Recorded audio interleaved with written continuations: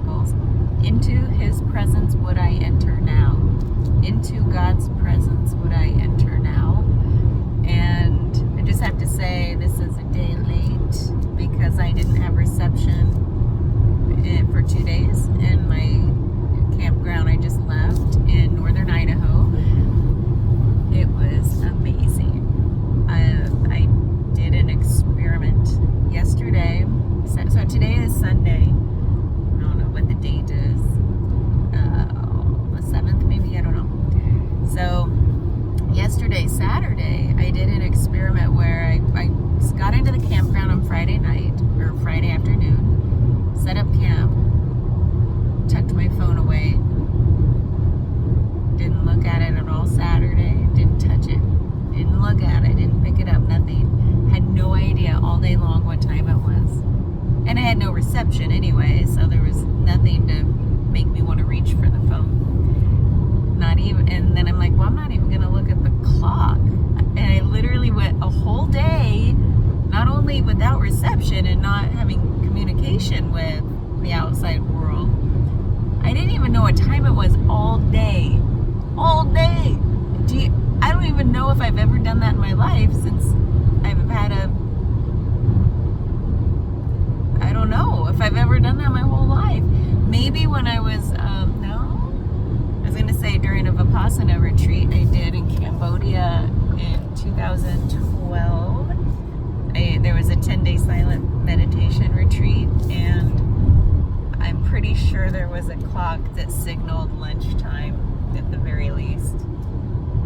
I was going to say, I don't know if I've ever been with a whole 24 hours. This was like 36 hours without knowing what time it was.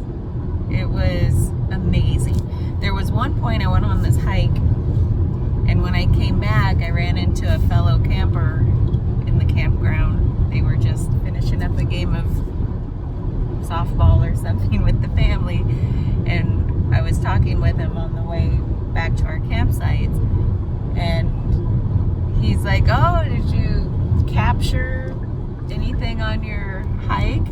Because they knew I was going up to this really high place and I could see all around.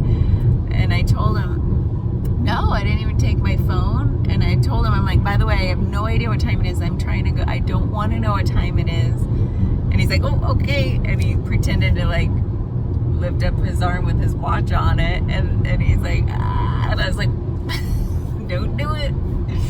And he's like, well, we're just breaking for lunch. And I'm like, oh, okay, so it's lunchtime. He's like, oh, sorry. I'm like, no, I could tell because the sun is directly overhead. And so I did a little bit of following the sun yesterday to be like, well, it's probably, and then I felt like I was cheating because I was trying to know what time it was, or had this curiosity about what time it was.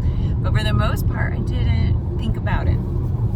And I just woke up when I felt like waking up. I took a nap in the hammock when I felt like taking a nap. I ate when I wanted to eat and went to bed when I wanted to go to bed. Started the fire at night when I felt like I wanted to start the fire. Nothing based on time, and it was beautiful. That has nothing to do with this lesson other than I'm a day behind because I had no reception. And so this lesson 157, I pretty much practiced it perfectly. It was funny that the perfect timing of this lesson with my experience in the campsite the last couple days.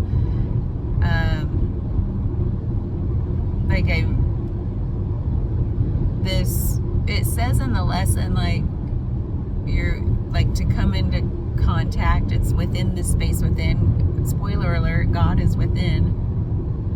God is within. And we touch into that during this lesson. And it said, by the way, you'll go back to the land of learning, meaning using your mind, but it's to still the mind is to come into presence, to come into contact with that God presence within us.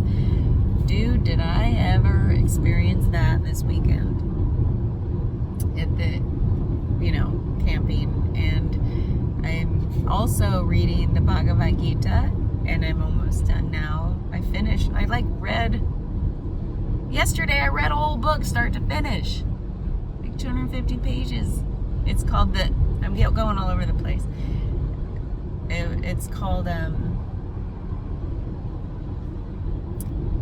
The Natural Depth in Man. Is that what it's called? Natural Depth in Man by Wilson Van Dusen or something like that. And this is from like 1972. And the first half was amazing. The second half, I was like, whatever, I'll just keep reading. Some things were interesting, but I think he lost the plot there a little bit, but maybe that's the part of the plot that didn't resonate with me as much. First half of the book, amazing. And it also talked about, everything I'm reading, the Bhagavad Gita, I'm reading the Gateless Gate, which is a book of Zen koans. And all these books I'm reading that for some reason I just pulled them off my shelf and said, okay, I'll see if I read these on my trip. Everything I'm reading is going right along with the Course in Miracles that I'm also reading. It's just funny. What is also funny is that I'm on this spiritual awakening journey, and more dropped away this weekend. And I know this gets hard to talk about. Part of me is like, I don't even need to talk about it. But because I'm talking about lesson 157, it's all relevant about touching into that God space within. And it's like, the funny part of all of this is that, and I guess I've heard other people talk about this, is we go off on these journeys of self-discovery and finding God and spiritual awakening and whatever this journey, whatever you want to call it, the pathless path, to come right back to you didn't have to go anywhere, it was all here all along. But yet you've changed. Like something has definitely shifted. And when I say dropped away, it's just more and more of the cloudy stuff of self and mind has dropped away. Oh, there's more. There were so many dropping aways this weekend. There's a little bit more. And what I hear people talk about is that it eventually stabilizes, and that's just your permanent experience. So I anticipate, without trying to anticipate, more of this, more of the spirally path, more dropping away, getting cloudy again, dropping away. And really what it's all about is I use that word trying and it sounds so funny. Sorry, I'm trying to be on the right speed limit. And it's really just recognizing when I'm in thought, when the mind is like run amok, and when I'm attaching to ideas and worries and perceptions and shoulds, and then just let it fall away. So it really is a practice of, I don't even want to call it training the mind, it's just recognizing the mind for what it is and also letting it be what it is. And then I'm going to have to stop talking now. It's hard to talk about and make sense. So anyway, it's all related to the lesson about touching into that space inside and knowing that I can't dwell there indefinitely right now. I don't even think it's something I'm ready for. I think part of the joy is the returning to that place. If I'm honest, it's I could dwell there a long time if you let me go camping without reception and without responsibilities, I could dwell there a long time. And I'm going to try to dwell there more and more with all those things back in play.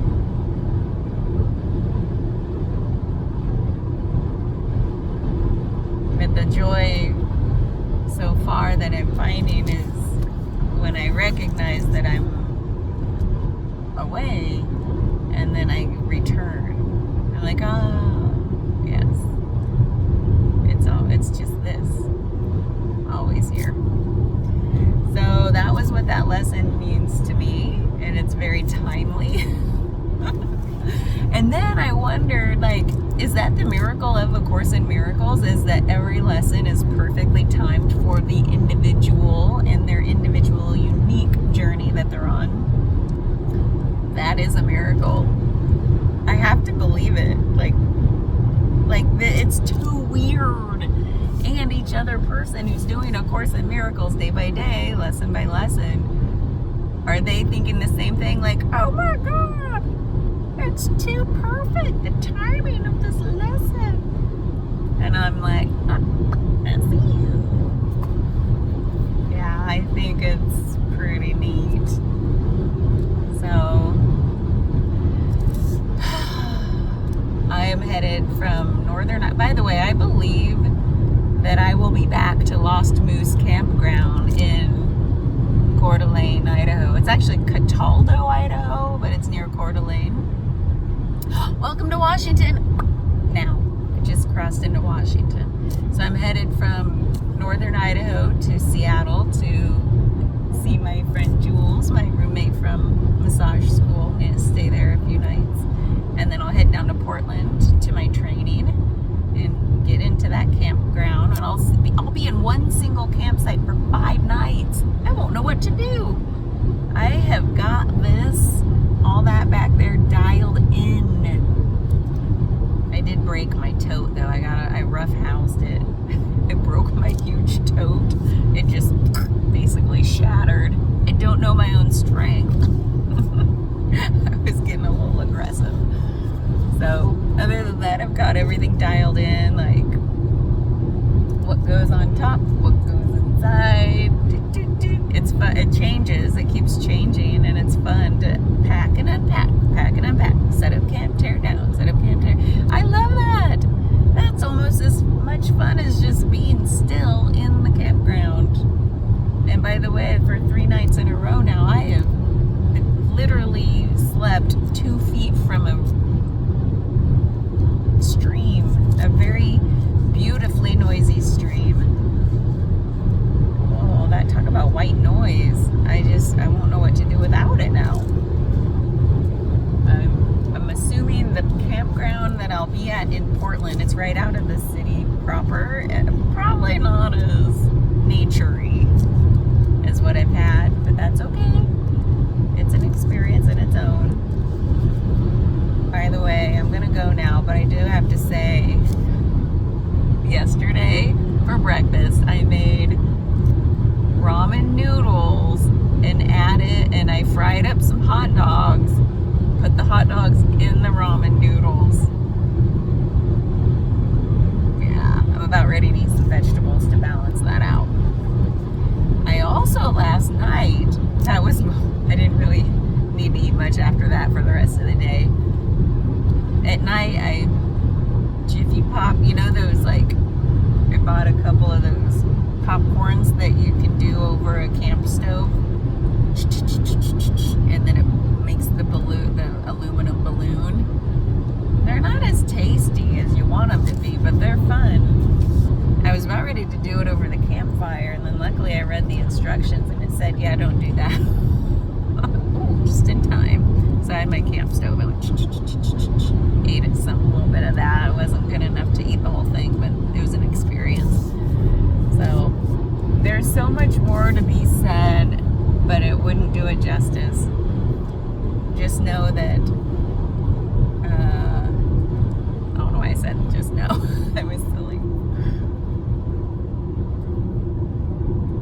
It was one of the most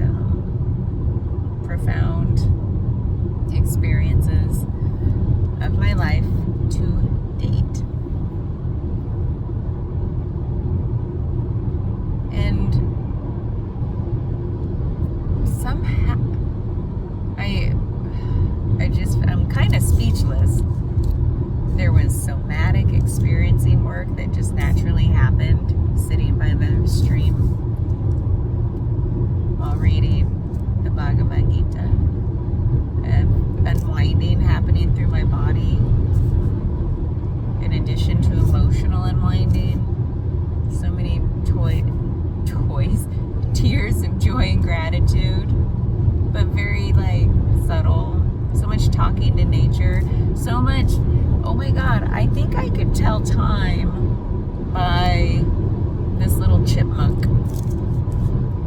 I think I could tell time by the chipmunk.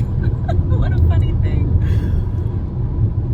Yeah, like Saturday morning, this little chipmunk thing, I don't know what it was. It was like black. It was like a black chipmunk. It wasn't a rat. It's very chipmunk-esque. Had some other colors.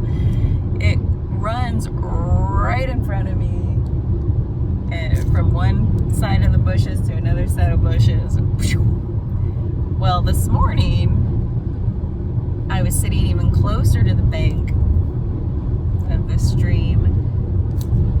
The chipmunk this time runs under my chair, and this is one of those low chairs. I only have like that much room between my butt and the ground. Runs right under there into the bushes, and I'm like, I wonder if it's the same time as it was yesterday when they did that, because it sure seems like it. So I'm like, oh, carry on with your morning routine. And I only got 3 mosquito bites, but it wasn't for them trying a whole heck of a lot more than that. I'm gonna go now. There's a lot to catch up on